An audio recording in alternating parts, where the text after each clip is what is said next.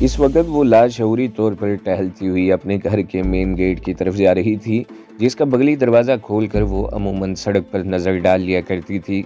सड़क के दोनों किनारे पर मौजूद दरख्त इसे बारिश में धुलने के बाद बहुत खूबसूरत दिखाई दिया करते थे। मामूल के मुताबिक इसने अपने घर के चौकीदार से दरवाज़ा खोलने के लिए कहा और खिलाफ मामूल इसे आज साइकिल पर डाकिया इस तरफ आता दिखाई दिया। इस वक्त सुबह के 9 बज रहे थे और सड़क मामूल के मुताबिक सुनसान दिखाई दे रही थी। एक लम्हे के लिए इसका माथा ठनका, लेकिन वो अपने गेट के साथ इस तरह खड़ी हो गई कि किसी भी हंगामी सूरत हाल में फ़ौरन अंदर चली जाए।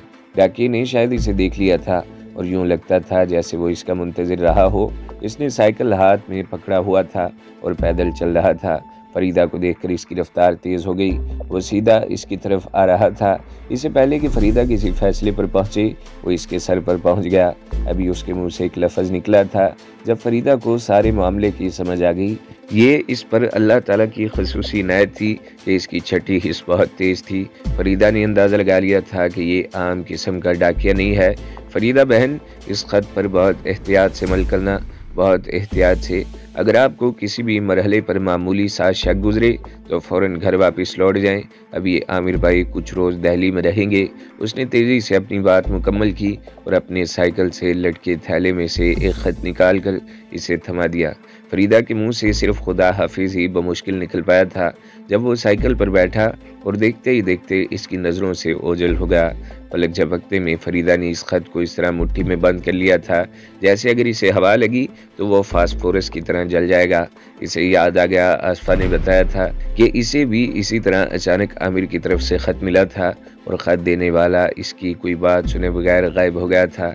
खुदा जाने ये मुजाहिद जो इसे साइकिल पर डाकिये के रूप में मिलने आया कब से इसका मुंतज़िर रहा हो, इसने सोचा। खुशी से बेकाबू और अपनी धड़कनों को संभालती वो सीधी अपनी कमरे में पहुंची और अंदर से कुंडी बंद करके ख़त खोल कर पढ़ने लगी। ख़त बड़ा मुख्तसर था। आमिर ने लिखा था, फरीदा, बहुत कहने सुनने का वक़्त नहीं। ये ख़त अगर तुम तक पहुंच जाए तो कल 15 तारीख को इतवार के रोज़ शाम 6 बजे के बाद किसी भी वक़्त उसी हलीम वाले की दुकान पर पहुंचने की कोशिश करना जहां आखिरी मरतबा हम दोनों ने इकट्ठे हलीम खाई थी। अपने ताक़ुब में बहुत होशियार रहना। गो कि इसका इम्कान कम है, लेकिन ऐसा मुमकिन भी हो सकता है। अल्लाह ताला तुम्हें अपने हिफ्ज़ व अमान में रखे। आमिर ख़ान। ख़त के एक एक लफ्ज़ से आमिर की शबीह झलक रही थी। इसने फरीदा को बड़ा महफूज मुकाम दिया था। अगरचे शहर के हलीम फरोश का नाम भी लिखा जा सकता था और जगह भी, लेकिन आमिर ने शायद तमाम मुमकिन ख़तरात को जहन में रखकर ये ख़त लिखा था। फरीदा ने ख़त को मुतअद्दद मरतबा चूम कर अपने गालों से लगाया था और दूसरे ही लम्हे वो ज़हनी तौर पर खुद को आने वाले किसी भी ख़तरे का मुकाबला करने के लिए तैयार कर चुकी थी।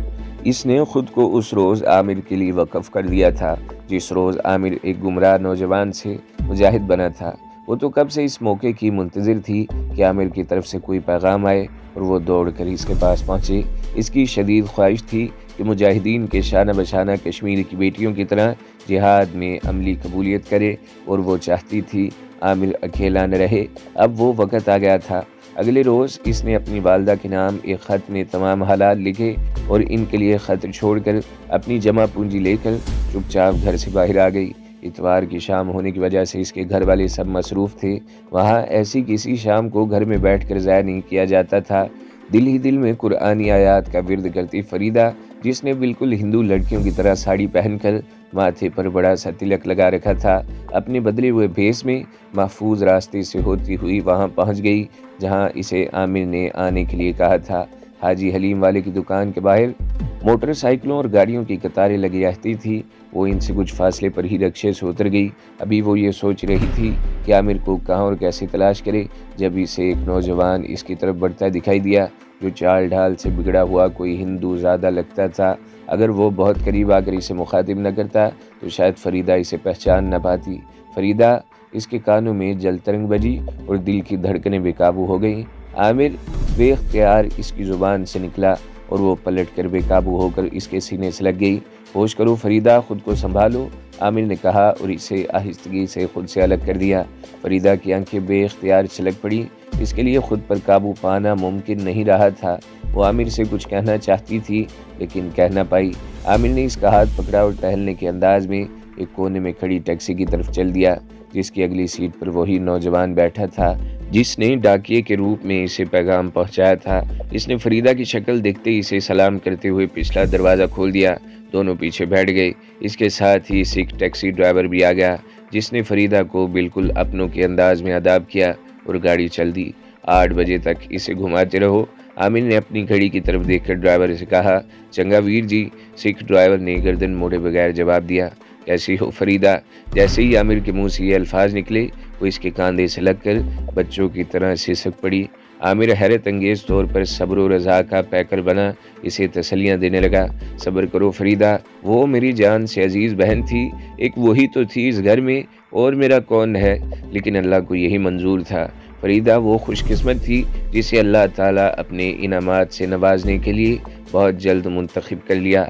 हम अभी इसका गला रंध गया, लेकिन हैरत अंगेज तौर पर इसने खुद पर काबू पा लिया। दोनों टैक्सी में ही बातें करते रहे। फरीदा ने इसे आसफा के एक एक लम्हे की कहानी सुनाई। आमिर ने इसे मुख्तसर बताया कि इसका ये वक्त कैसा गुजरा। हमारे पास वक्त बहुत कम है फरीदा। 9 बजे वाली ट्रेन से तुम्हें ताहिर भाई अपने साथ ले जाएंगे। जिस जगह तुम जा रही हो, इसके मुतालिक मैं तो नहीं कह रहा कि वो कोई आज़ाद मुल्क है, लेकिन इतना ज़रूर है कि वहाँ आज़ादी की जंग लड़ी जा रही है। शाहीन भाई से तुम्हारा तारुफ है, तुम वहाँ रहोगी।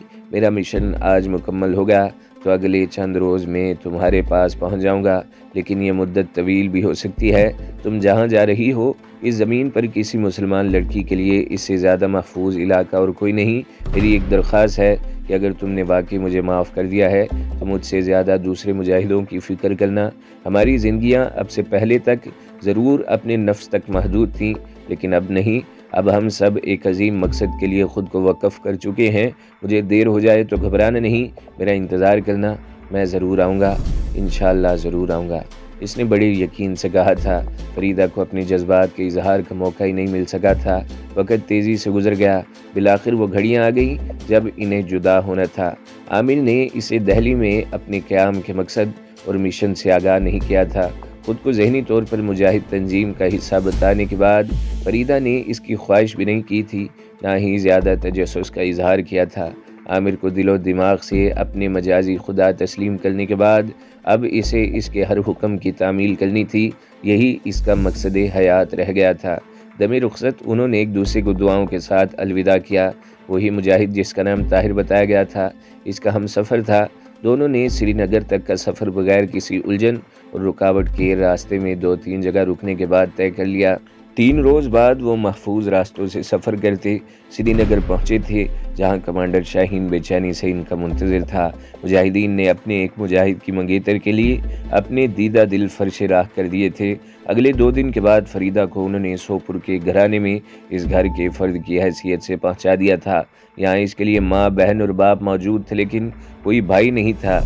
इस घर के चारों बेटे अल्लाह की राह में जामे शहादत गुज़श्ता 2 साल में एक के बाद दीगरे नोश कर चुके थे, और आज ये घर सोपुर के बासियों के लिए मुरजाए खलाइक बन गया था। इस घर को लोग खानका से ज़्यादा अकीदत व एहतराम देते थे। यहाँ के मकीनों को उन्होंने वलियों का दर्जा दे रखा था, और इस घर की हिफाजत के लिए वो सब एक इशारे पर कट मरने के लिए तैयार रहते थे। फरीदा को जल्द ही एहसास हो गया कि दरअसल इसका असली घर यही है। दिल्ली के जिस आलीशान मकान में इसने ज़िंदगी के 20-22 साल गुजारे थे, वो तो एक होटल था, शानदार 5 स्टार होटल। इसे घर नहीं कहा जा सकता था। फरीदा को गाड़ी में सवार करवाने के बाद 2 घंटे बाद वो अपने दूसरे मुजाहिद साथी के साथ पापोश नगर की इस सरकारी कॉलोनी में मौजूद था, जिसके पहले ब्लॉक के आखिरी घर में इंस्पेक्टर मूंगिया संडे नाइट मनाने की तैयारियां कर रहा था। जब मौत के फरिश्ते बनकर दोनों कमरे में दाखिल हो गए, इसके लिए इन्हें ज़्यादा तरद्दुद नहीं करना पड़ा। यहाँ माजी में कभी चोरी की कोई वारदात नहीं हुई थी, इसलिए यहाँ सिक्योरिटी का निज़ाम बराए नाम था, और इतवार की छुट्टी की वजह से कोई चौकीदार भी नज़र नहीं आ रहा था। मूंगिया अपने ड्राइंग रूम में रॉ की एक नौवारिद इंस्पेक्टर के साथ रंगरेलियां मनाने की तैयारियां कर रहा था, जब आमिर पिस्तौल ताने इसके सर पर पहुंच गया। इसकी शक्ल पर नज़र पड़ते ही मूंगिया का नशा हुरन हो गया। तुम? इसका मुंह होंकों की तरह खुले का खुला रह गया। हाँ, मैं तुम्हारी मौत, अपनी बहन का इंतकाम। हरामजादे, तूने क्या समझ लिया कि हम इतने ही बेबस हो गए हैं? तू इतना मुतमईन कैसे रहा? तुझे इल्म नहीं था कि मैं अभी जिंदा हूँ? اس نے شیر کی طرح دھاڑتے ہوئے کہا، دیکھو ہمارا قصور نہیں، یہ سب سکسینہ صاحب کا کیا دھرا ہے، میں نے اسے کچھ نہیں کہا، وہ تو سکسینہ۔ ابھی اس کی بات نامکمل رہی تھی جب عامر نے اس کے پیٹ میں اتنی قوت سے لات ماری کہ مونگیا دوہرا ہو گیا۔ وہاں موجود لڑکی نے ہسٹریائی انداز میں چیخ ماری، عامر بھائی وقت کم ہے۔ مجاہد ساتھی نے اچانک ہی سامنے دیوار سے لگے کلاک کی طرف دیکھ کر کہا، اسے سنبھالو۔ عامر نے لڑکی کی طرف اشارہ کیا۔ دوسرے لمحے مجاہد نے اسے اس طرح دھمکایا کہ لڑکی سہم کر چپ ہو گئی۔ میں جانتا ہوں تم را کی آفیسر ہو، لیکن تم بہرحال عورت ہو، اور ایک مسلمان کی حیثیت سے میں کبھی تم پر ہاتھ نہیں اٹھاؤں گا۔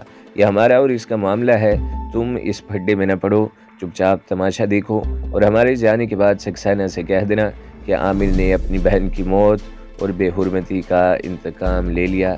اگر اس میں ہمت ہے تو میرا کچھ بگاڑ کر دکھا دے۔ عامر نے اسے کھا جانے والی نظروں سے دیکھا، جس کے ساتھ ہی مجاہد نے اس کے دونوں ہاتھ اور پاؤں وہیں موجود کپڑے سے باندھ دیے۔ عامر اب مونگیا کو پستول کی نوک پر دھکیلتا کمرے کے کونے میں لے آیا تھا۔ تمہیں مجاہدین کو اپنے ہاتھ سے مارنے کا بہت شوق تھا۔ تم نے اپنی زندگی میں درجنوں بے گناہوں کے جسم کی ہڈیاں توڑی، انہیں موت کی نیند سلایا ہوگا، ان پر ہر غیر انسانی حربہ آزمایا ہوگا، لیکن آج تمہیں جو موت ملے گی وہ تمہاری آنے والی نسلوں کو بھی سبق سکھا دے گی۔ مونگیا میں تمہاری زندگی میں تمہارا کریا کرم کر دوں گا۔ یہ کہہ کر اس نے اپنے ساتھی کو اشارہ کیا، جس نے 2-3 منٹ ہی میں اس کے ہاتھ پاؤں لڑکی کی طرح باندھ کر اسے زمین پر گرا دیا۔ مونگیا پہلے تو اسے گالیاں دیتا رہا، پھر منت سماجت پر اتر آیا۔ جب اس کمرے میں موجود شراب کی تمام بوتلیں ایک ایک کر کے عامر نے اس پر انڈیل دیں تو مونگیا نے بچوں کی طرح دھاڑے مار مار کر رونا شروع کر دیا۔ بزدل، عامر نے نفرت سے کہا۔ اس نے میز کے کونے میں دھری سگریٹ کی ڈبیا کے نزدیک پڑی ماچس اٹھا کر اور چند قدم پرے ہٹ کر اس پہ جلتی ہوئی تیلی پھینک دی۔ بھگ کی آواز کے ساتھ مونگیا کا جسم اس کی جمع کردہ شراب میں مٹی کے تیل کی طرح جلنے لگا۔ لڑکی پر دورہ پڑ چکا تھا۔ عامر نے اسے گھسیٹ کر دوسرے کمرے میں پھینکا اور دونوں باہر نکل آئے۔ شاید وہ محفوظ رہتے، لیکن ان کی بدقسمتی کہ ہمسائے کے گھر میں موجود ایک عورت نے لڑکی کے چیخنے کی آوازیں سن کر ایمرجنسی نمبر گھما دیا تھا۔ کالونی کے بالکل نزدیک گشت کرتی ایک پولیس پیٹرول نے فوراً کالونی کے گیٹ کی طرف رش کیا، جہاں دونوں اطمینان سے باہر نکل رہے تھے۔ اچانک ہی پولیس جب ان کے سامنے آئی اور انہیں رکنے کا اشارہ کیا۔ نصیب بھائی تم بھاگ جاؤ، میں انہیں روکتا ہوں، یہ کہہ کر عامر نے جیپ کی طرف فائر کر دیا۔ اس کا مجاہد ساتھی نے ہتھا تھا۔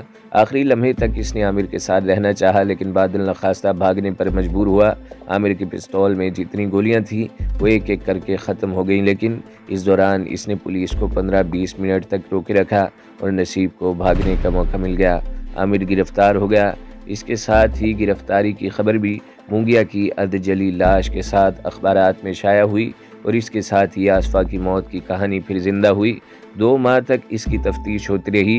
انسانی گمان میں آنے والا ہر ظلم اس پر توڑا گیا، لیکن وہ ایک ہی بات پر اڑا رہا کہ اس نے انسپکٹر مسجین کو شراب کے نشے میں بے قابو ہو کر گولی مار دی تھی۔ دونوں مذاق کر رہے تھے، جس دوران غلطی سے گولی چل گئی اور اسے بھاگ کر مجاہدین کے پاس پناہ لینا پڑی۔ مونگیا کا قتل اس نے انتقاماً کیا تھا اور وہ اب بھی را کے لیے کام کرنے پر تیار ہے۔ اسے مجاہدین میں وائس گائی بنا کر چھوڑ دیا جائے تو وہ خلاف توقع شاندار نتائج دینے کے لیے تیار ہے۔ عامر کی بات پر کسی نے یقین نہیں کیا، لیکن اس کی ماں کے بے پناہ دباؤ اور اس کا باپ اور سارا خاندان اس کی مدد کے لیے میدان میں آ چکا تھا۔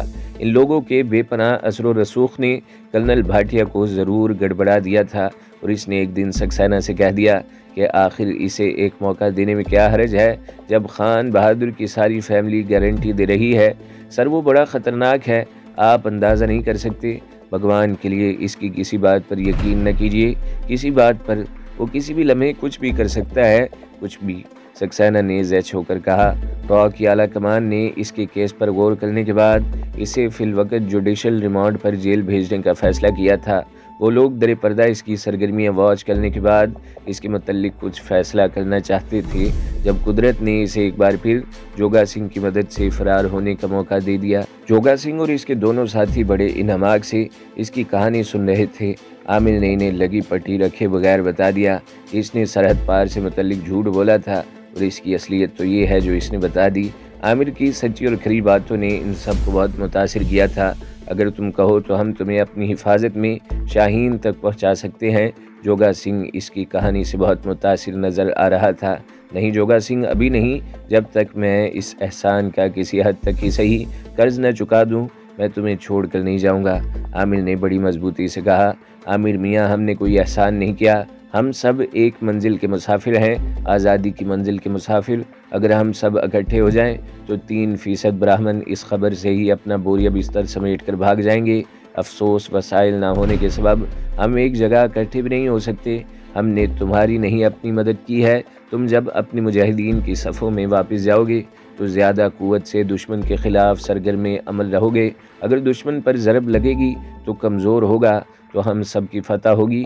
ہم سب جو گزشتہ کئی سالوں سے براہمن کے غلاموں کی سی زندگی جی رہے تھے، اگر تم ہماری کچھ مدد کر سکو تو ہمیں اپنا فن سکھا دو۔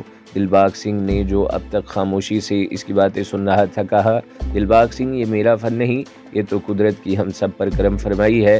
اس ایس پی تیاگی نے جموں کے مسلمانوں پر جو ظلم کے پہاڑ توڑے تھے، میں اس سے وہ حساب بھی بے باک کروں گا، عامر نے کہا۔ تھوڑی دیر بعد تینوں تیاگی کو سبق سکھانے کا پروگرام ترتیب دے رہے تھے۔ عامر نے تفصیلاً اس کی مصروفیات سے متعلق جزویات دریافت کی اور دلباغ سنگھ نے اپنے علم کی حد تک تمام تفصیلات اسے منتقل کر دی تھی اور بتایا تھا کہ صبح سے شام تک اس کی ممکنہ مشاغل کیا کیا ہو سکتے ہیں۔ عامر نے زمین پر کاغذ بچھا کر تیاگی کے گھر سے دفتر تک اس کی ممکنہ آمد و رفت کا نقشہ بنایا اور دلباغ سنگھ کی جمع کردہ معلومات کے مطابق اس پر ممکنہ کارروائی کے نشانات لگاتا گیا۔ 2 گھنٹے تک تینوں سیکورٹی سے اپنی ممکنہ کارروائی پر بحث کرتے رہے۔ حوالدار جوگا سنگھ خود کمانڈو تھا اور ماضی میں اپنی سروس کے آغاز پر بنگلہ دیش میں بڑے کارنامے انجام دے چکا تھا۔ اسے تاملوں کی سرکوبی کے لیے سری لنکا جانے والی فوج میں بطور خاص بھیجا گیا تھا، لیکن عامر خان نے جس عقل مندی اور پیشہ وارانہ مہارت کا مظاہرہ کیا تھا اس پر وہ واقعی دنگ رہ گیا۔ اسے اب بھی یقین نہیں آ رہا تھا کہ عامر وہی ہے جو اس نے بتایا تھا۔ دلباغ سنگھ کی طرح اسے ابھی تک شک تھا کہ عامر خان اپنی شناخت چھپا رہا ہے اور وہ ضرور پاکستانی انٹیلیجنس کا کوئی اعلیٰ افسر رہا ہوگا۔ پھر اس نے اپنے دل کو یہ کہہ کر تسلی دی کہ اگر یہ بات سچ بھی ہے تو اس کے حق میں جاتی ہے۔ ایک انٹیلیجنس آفیسر ہونے کے ناطے اسے آخری لمحات تک اپنی شناخت چھپا کر ہی کام کرنا چاہیے۔ بہرحال وہ ان کا دوست تھا، اس پر اعتبار کیا جا سکتا تھا۔ مستقبل میں اس کی مدد سے وہ کشمیری مجاہدین سے مضبوط رشتہ استوار کر سکتے تھے۔ انہیں امید تھی کہ اگر کشمیری مجاہدین ہی سکھ حریت پسندوں کے ساتھ تعاون کریں تو دونوں اپنی منزل مراد پا سکتے ہیں اور کامیاب ہو سکتے ہیں۔ تو دوستو، اگلی قسط سننے کے لیے ہمارے چینل کو ضرور سبسکرائب کریں، ویڈیو کو لائک کریں اور بیل کے آئیکن پر بھی کلک کر دیں تاکہ ہر جو آنے والی ویڈیوز ہیں وہ آپ کو سب سے پہلے ملتی رہیں۔